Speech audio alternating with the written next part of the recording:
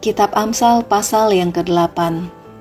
Bukankah hikmat berseru-seru dan kepandaian memperdengarkan suaranya? Di atas tempat-tempat yang tinggi di tepi jalan, di persimpangan jalan-jalan, di sanalah ia berdiri.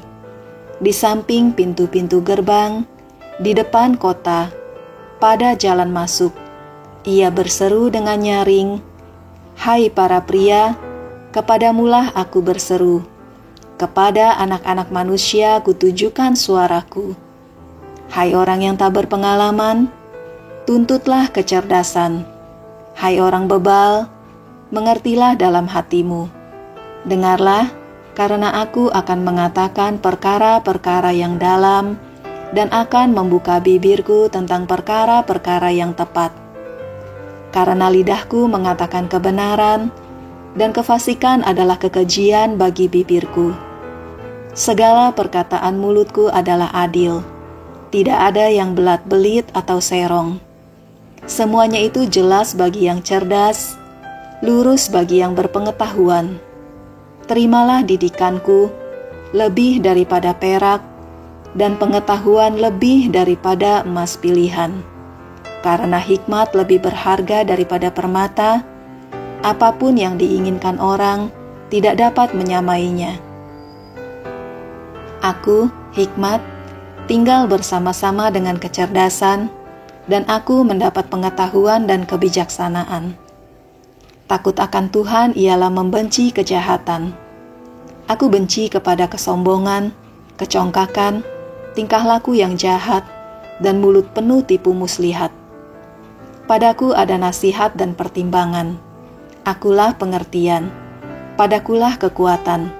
Karena aku para raja memerintah, dan para pembesar menetapkan keadilan.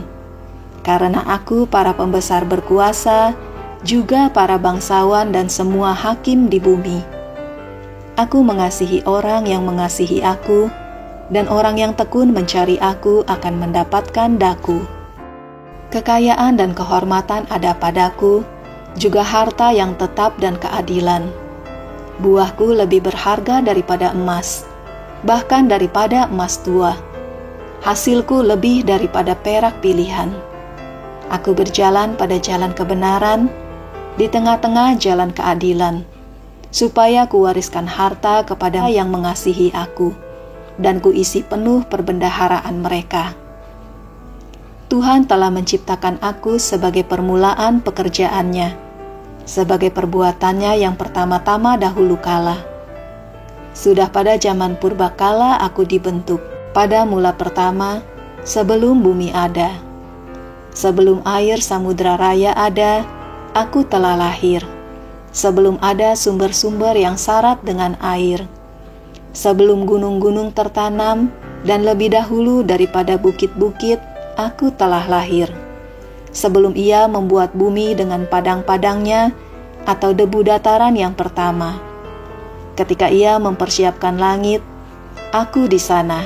Ketika ia menggaris kaki langit pada permukaan air samudra raya, ketika ia menetapkan awan-awan di atas, dan mata air samudra raya meluap dengan deras, ketika ia menentukan batas kepada laut, supaya air jangan melanggar titahnya, dan ketika ia menetapkan dasar-dasar bumi, aku ada sertanya sebagai anak kesayangan.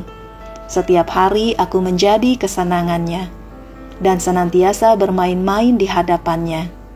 Aku bermain-main di atas muka buminya, dan anak-anak manusia menjadi kesenanganku. Oleh sebab itu, hai anak-anak, dengarkanlah aku, karena berbahagialah mereka yang memelihara jalan-jalanku. Dengarkanlah didikan, maka kamu menjadi bijak. Janganlah mengabaikannya.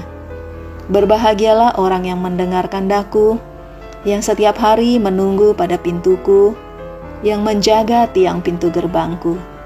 Karena siapa mendapatkan aku, mendapatkan hidup, dan Tuhan berkenan akan dia. Tetapi siapa tidak mendapatkan aku, merugikan dirinya. Semua orang yang membenci aku, mencintai maut.